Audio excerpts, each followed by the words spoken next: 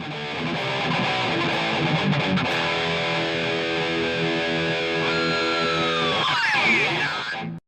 everyone, this is Bobby from bn-games.com and welcome to the Gameroom/studio.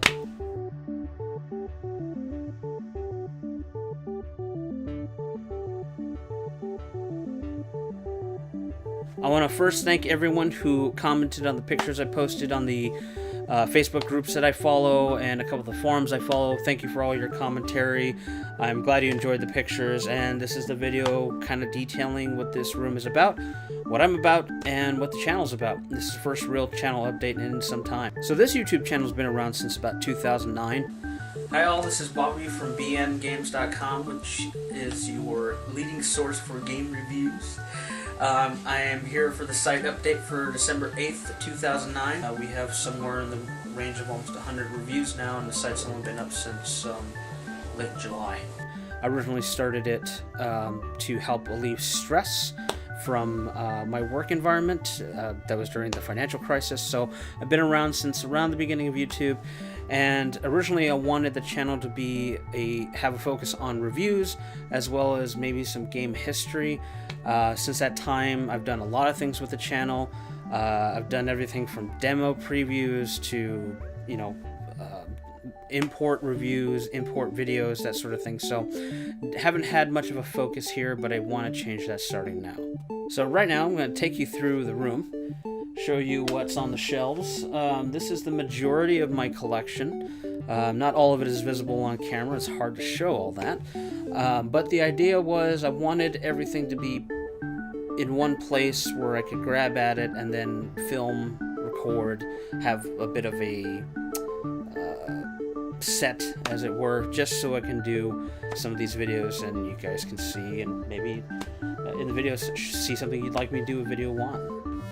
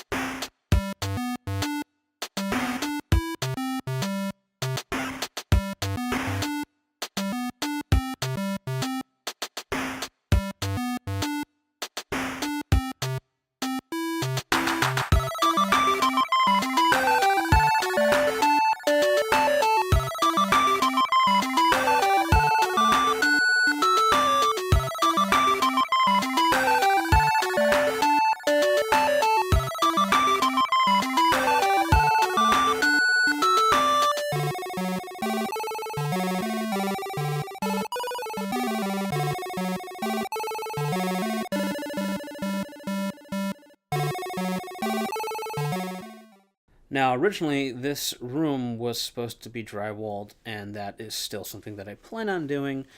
Unfortunately, due to many circumstances, those circumstances being called life, I didn't get a chance to do that, but we have done a lot to this room to renovate it with all new electrical, all new lighting. A lot was done to this particular room, and eventually there'll be drywall and paint, and it'll be a nicer place, but at the moment, it's just a basement. So in the past 6 or 7 years, we've had some really good videos. The way I kind of take it, especially for this time, this was actually, I would say, some of the best voice acting for the time. Yeah, well, for the time. For the time, a lot of it was even more over-exaggerated. And this right here, I think, is a really bad, really rough translation, or... Yeah, I want to believe that. Yeah, it was a localization issue. Yeah. Wait. Oh, no. Not all Chinese people are bad. I understand that, but the only clue I have is that they were Chinese. There's something about that. I just love that. We've had some great videos. Wow, that's pretty sensitive. Okay, wait, stop standing there. We only got 15 minutes. Can't take 15. Oh, I know, that's... What the fuck was that? He didn't give any actual, real, true names and locations. I'm sorry, Marco. I'm more focused on making you fall flat on your face right Actually, we were too busy. No. We were too busy making sure that the beating was even. It's like, oh no, he's not well done on this side. Flip him. I need to tenderize him on the other side. Other side. And then, admittedly, we've had some bad videos.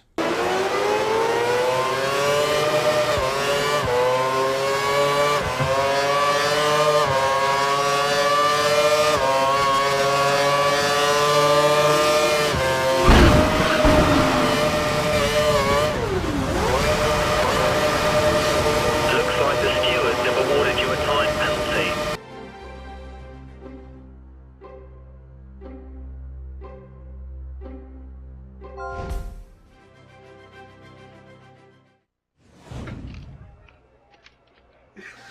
Sure I do.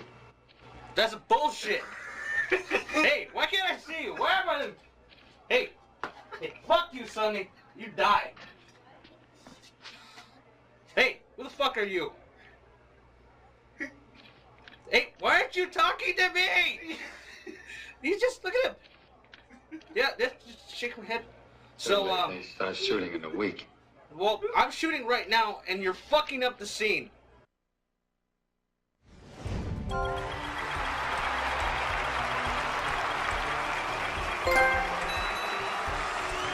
All in all, it's really down to a lack of focus on what the content would be for the channel. My original idea was to put as much content out as possible and, just try to cover as many things as possible. I wanted the channel to be something bigger than it really is. As time has gone on, as my profession has grown outside of the YouTube space, really haven't had time for that sort of thing the last couple of years. So I want to focus on a couple of things. So in terms of focus that I talked about a little bit earlier, what I want to focus on with the channel is doing something I'd like to call midlife retro. Midlife retro is going to be an idea of covering retro games at this point in my life and going forward. I am 32 now. Now I know that's not midlife, but we're getting there quickly. I'm literally sprinting there. And as that time goes on, I want to do videos on games with the perspective of someone at this point in their life versus just a review of everything that I experienced as a kid. A lot of games here I didn't own, as a kid because as I, grew up, as I got older and, as my career progressed, I had more income to purchase the games and there's a lot here I need to play and I want to cover. The other focus is something that I've had for a long time called Region Locked. Region Locked was my original concept. I want to be clear about this. It was my original concept on YouTube. The idea being that I would play games mostly from Japan that are in Japanese for the most part, never released here, and tried to see if there's something that would be import friendly, something that you, the viewer, could pick up and play, even though you don't know the language. Maybe it's enjoyable. I've already done a number of videos on this, and I plan on continuing that in a much more greater fashion. Unfortunately, another big channel decided to use the name as well, even though I already had content out there. So I have the original concept for Region Locked, being I'm in the States. A lot of the games that I own did not come here, were not released here, and they're completely in Japanese, which I do not speak. But I've found a lot of them are games that I really enjoy, even though I don't speak the language. I'll give you a real good example, and I have a lot of video of this on the channel. It's called a game called Tetsujin 28 Go.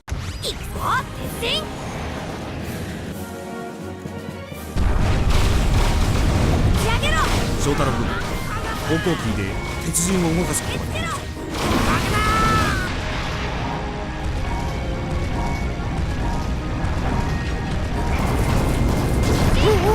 落ちてるな。もうめちゃくちゃだ。鉄人がこんなにすごいなんて。このままでは全滅だ。仕方ない。撤退だ。はい、鉄人。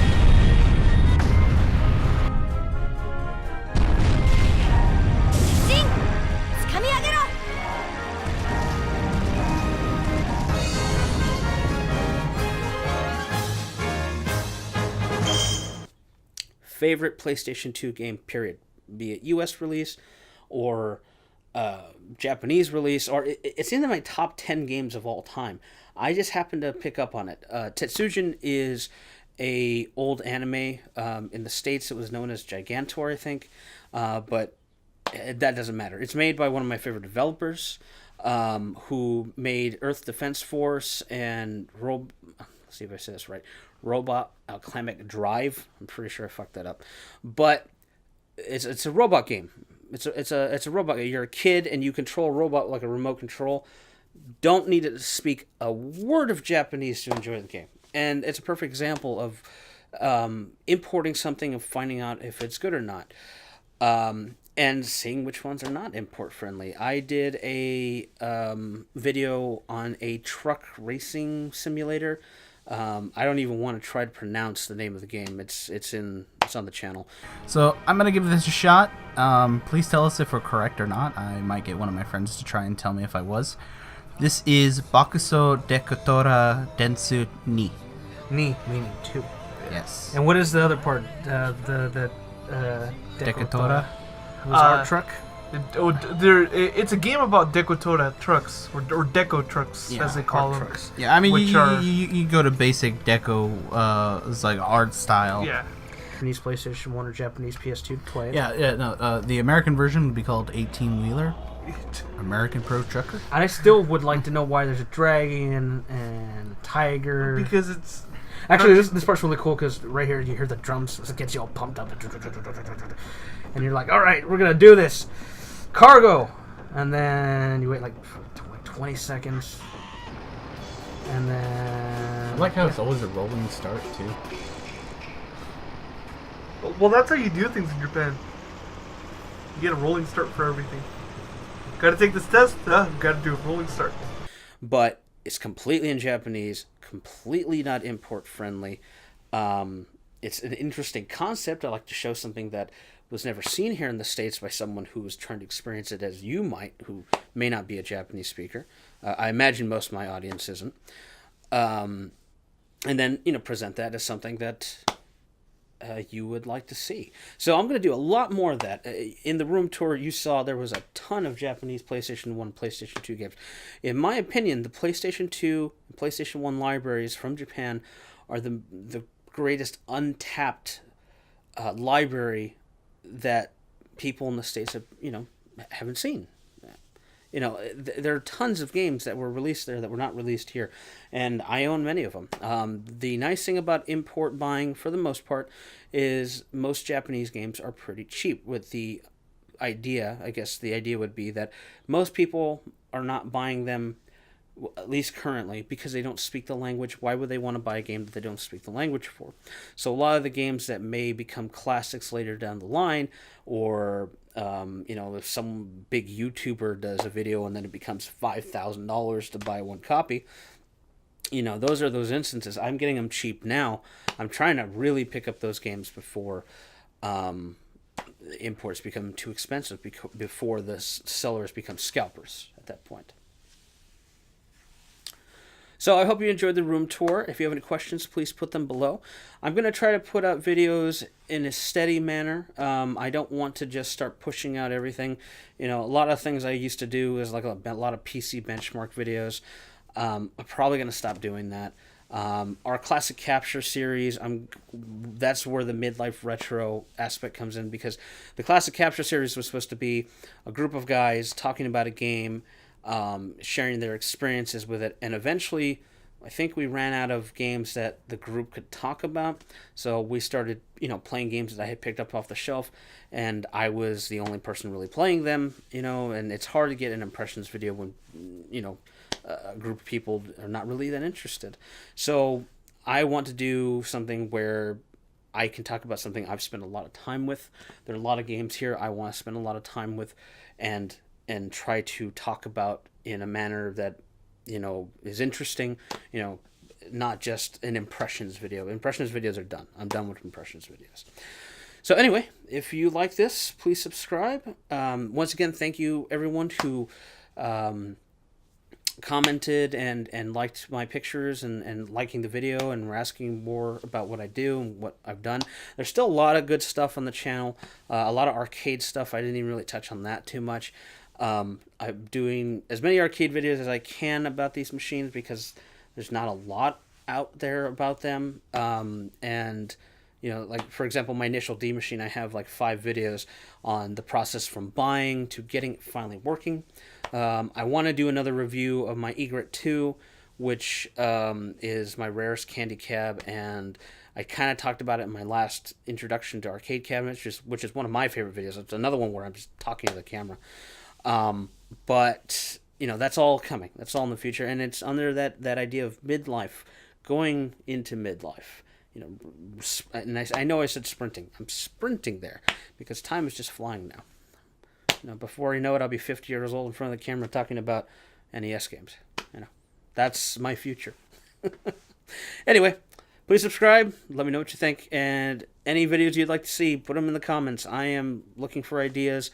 If you saw something in the room tour you'd love for me to cover, let me know. We'll go from there. Thanks for watching.